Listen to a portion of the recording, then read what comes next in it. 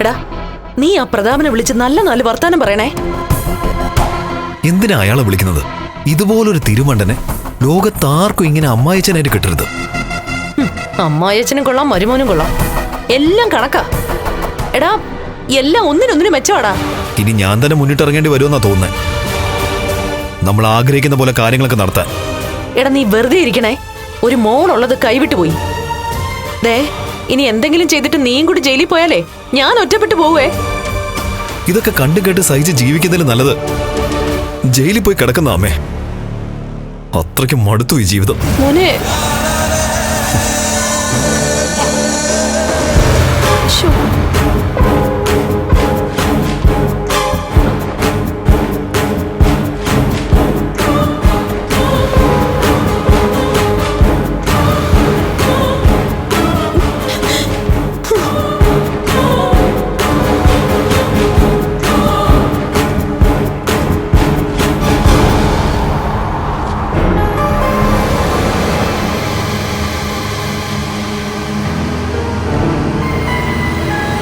ഈ കാത്തിരിപ്പെന്ന് പറയുന്നതേ വല്ലാത്തൊരു ഏർപ്പാടാ മുത്തശ്ശി.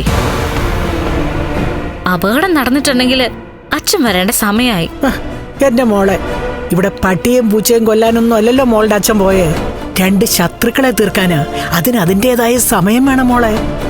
പിന്നെ ഞാൻ പറഞ്ഞതുപോലെ അപകടം ഉണ്ടായിട്ടുണ്ടെങ്കിൽ പിന്നെ അവനൊരു പാച്ചില് പാഞ്ഞു കാണും.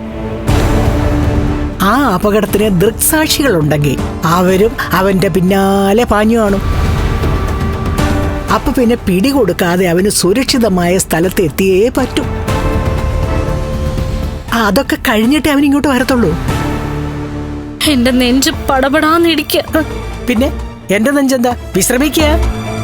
ഇതും ഇടിച്ചോണ്ട് തന്നെ ഇരിക്കുക. എന്റെ മോളെ, ഈ അടുത്ത് നടന്ന സംഭവങ്ങളൊക്കെയാ എന്നെ അലട്ടിക്കൊണ്ടിരിക്കുന്നത്. ആ വാമൻ, അവനും അവന്റെ മോനും കണ്ണനെ ലക്ഷ്മിയൊക്കെ തല്ലും കൊല്ലും എന്നൊക്കെ പറഞ്ഞു നടന്നിട്ട് അവർക്ക് തിരിച്ചടി കിട്ടിയതല്ലാതെ കണ്ണനും ലക്ഷ്മിക്കും ഒന്നും സംഭവിച്ചിട്ടില്ല. ലക്ഷ്മിയെ കൊല്ലാൻ നോക്കിയപ്പോഴല്ലേ മോളുടെ വയറ്റിൽ കിടന്ന കുഞ്ഞു പോലും പോയത് അല്ലേ? എന്നുവെച്ചാ ഒരുത്തൻ കണ്ണന്റെയും ലക്ഷ്മിയുടെയും രക്ഷയ്ക്കുണ്ട്, കണ്ണന്റെ അച്ഛൻ. അതുകൊണ്ടാ അപകടങ്ങളൊക്കെ അവരെ തൊട്ടു തലോടി അങ്ങ് പോകുന്നത്, അവർക്ക് ആപത്തൊന്നും വരുത്താതെ. ഇവിടെയും ആ ആത്മാവ് എന്തേലും വേലത്തരം കാണിക്കോ മുത്തശ്ശി? ആത്മാവിന്റെ കാര്യങ്ങളല്ലേ മോളെ, അതൊക്കെ നമ്മൾ ആത്മാവായി കഴിഞ്ഞിട്ടല്ലേ നമുക്ക് പറയാൻ പറ്റൂ. അതല്ലാതെ ജീവിച്ചിരിക്കുന്ന നമ്മള് അത് ചെയ് ഇത് ചെയ് എന്നൊക്കെ പറയാൻ പറ്റുമോ? എടുക്ക, അവനായിരിക്കും പ്രതാപൻ. എടുക്ക. അല്ല, എന്റെ കെട്ടിയോനാ. അങ്ങനെയെങ്കിൽ കണ്ണനിൽ ലക്ഷ്മിക്ക് അപകടം ഉണ്ടായെന്ന് പറയാനായിരിക്കും അവൻ വിളിക്കുന്നത്. എടുക്ക എടുക്ക.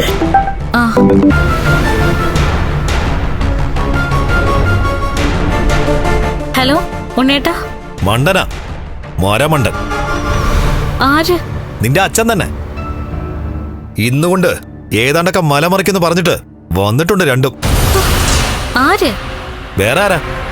ഈ കുടുംബത്തിന്റെ നാഥനും നാഥയും തന്നെ, കണ്ണനും മഹാലക്ഷ്മി.